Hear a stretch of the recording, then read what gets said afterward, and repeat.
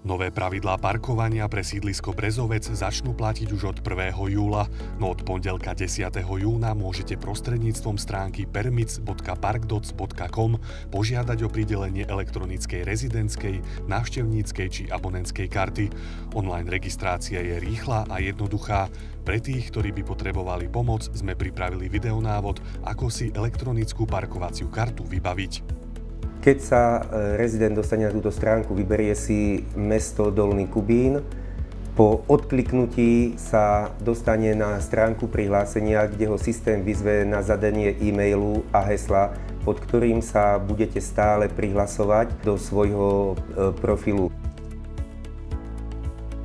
Na ďalšej stránke sa dostaneme k základným údajom, kde si môžeme vybrať, o akú kartu chceme požiadať. Na začiatok si ukážeme teda vzor rezidentskej parkovacej karty, ktorý si zaklikneme. Ďalej si môžeme vybrať fyzickú a právnickú osobu, nakoľko žiadame o rezidentskú kartu, ostáva nám v ponuke len fyzická osoba. Ďalej pokračujeme do zóny. Od 1.7. budeme mať v Dolnom Kubíne dve zóny. Zóna 1 Centrum, ktorá je v meste, už od roku 2016 a po rozkliknutí si vyberieme zónu 2 Brezovec. Následne vyberáme trvanie platnosti karty. U nás sa dá karta vybrať len na 365 dní, na 1 rok. Začiatok platnosti oprávnenia sa dá nastaviť, kto ako požaduje. U nás regulácia parkovania na sídlisku Brezovec začína 1.7., takže si nastavíme dátum 1.7.2024. Ale samozrejme, každý, kto ako požaduje návštevnícku parkovaciu kartu. Ak niekto dojde z dovolenky 10.7., zvolí si dátum 10.7. Odklikneme pokračovať. Dostávame sa ďalej na žiadateľa, kde znova podľa predvolieb vypisujeme zvolené údaje. Ako prvé evidenčné číslo vozidla, my si samozrejme evidenčné číslo vozidla vymyslíme. Predvyplnený máme vzťah k vozidlu, vyberieme si, ktoré potrebujeme, po väčšine súkromné.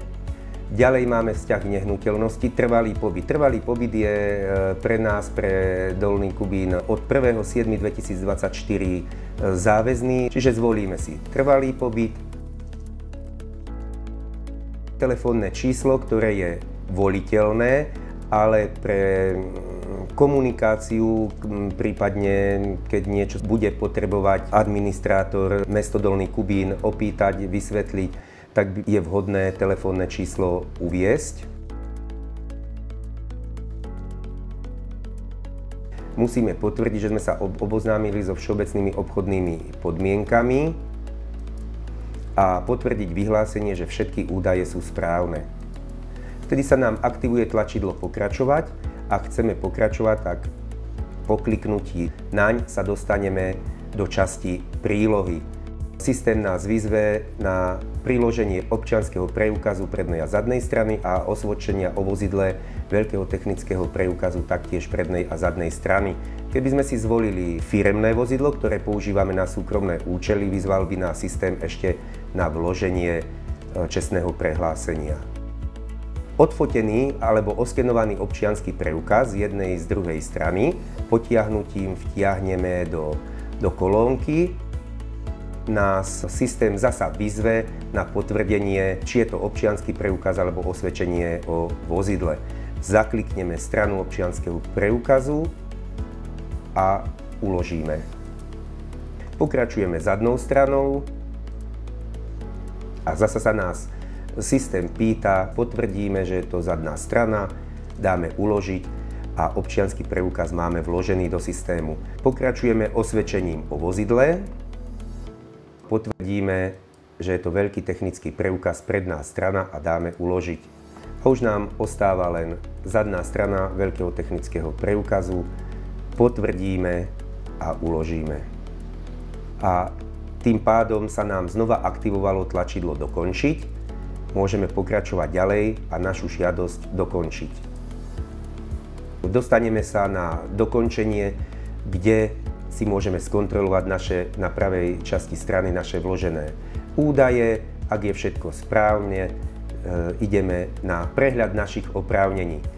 V našej rezidentskej parkovacej karte máme možnosť detail žiadosti, kde sa dostaneme do našej žiadosti, kde ju môžeme už len zrušiť, ak zistíme, že sme sa v niečom pomýlili. Ale údaje sú správne, môžeme sa vrátiť tlačidlom vľavo hore späť na náš profil. Ako sme žiadosť odoslali, dojde nám na mail informácia, že žiadosť bola úspešne odoslaná a budeme čakať na potvrdenie a schválenie žiadosti.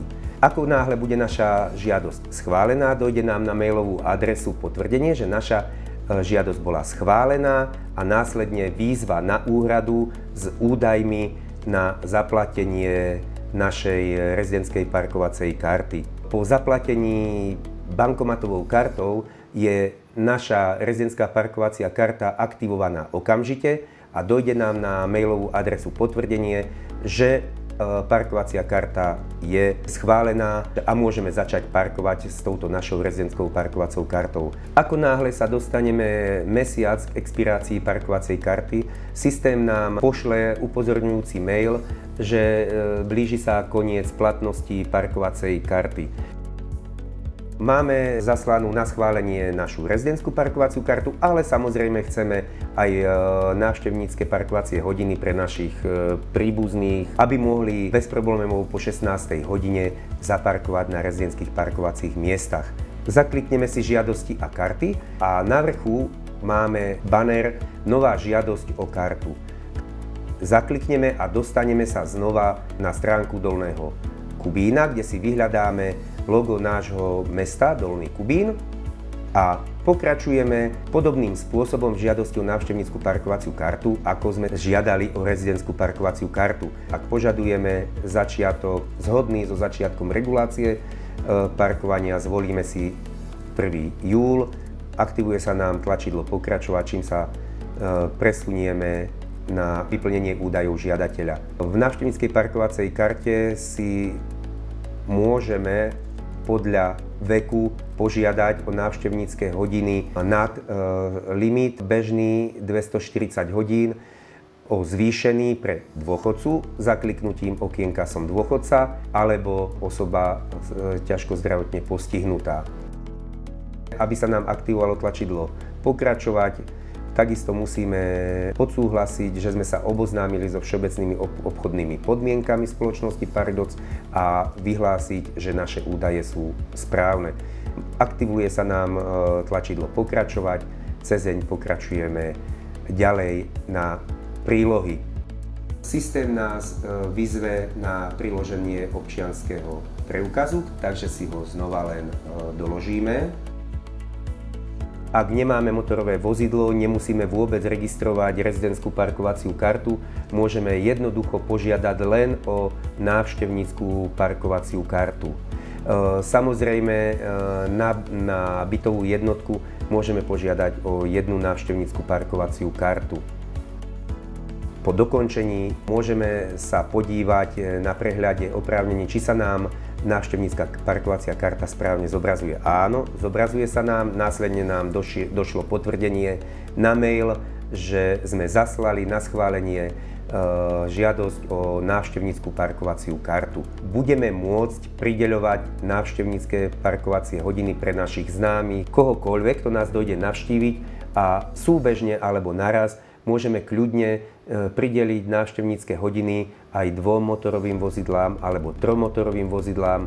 Následne sa nám budú odpočítavať pridelené hodiny z prideleného kreditu. Systém ani nepustí, aby ste vy pridelili návštevnícke hodiny pred 16. hodinou. Návštevnícke hodiny vám začne systém odpočítavať od 16. hodiny večera a počítajú sa do 6. hodiny ráno. Medzičasom nám návštevnícka parkovacia karta bola schválená. Zostatok kreditu vidíme, že nám ešte ukazuje 360 hodín. Nakoľko prideľovať návštevnícke parkovacie hodiny budeme môcť, ako som spomínal, až od 1. júla 2024 po spustení regulácie. Ak by voľakto nevedel si dať rady, môže požiadať o vydanie jednotlivých parkovacích kariet, samozrejme aj u nás, na oddelení dopravy v pracovnej dobe. Pondelok, piatok máme určené aj dni a hodiny na vydávanie parkovacích kariet, kedy sa budeme výlučne venovať vydávaniu parkovacích kariet, ak by mal voľakto problém a nevedel si požiadať o vydanie rezidentskej parkovacej karty cez systém. Systém je jednoduchý, intuitívny, navádza na vyplňovanie, ale ak by ste fakt mali problém, treba prísť, prípadne poslať mail alebo obrátiť sa na nás telefonicky.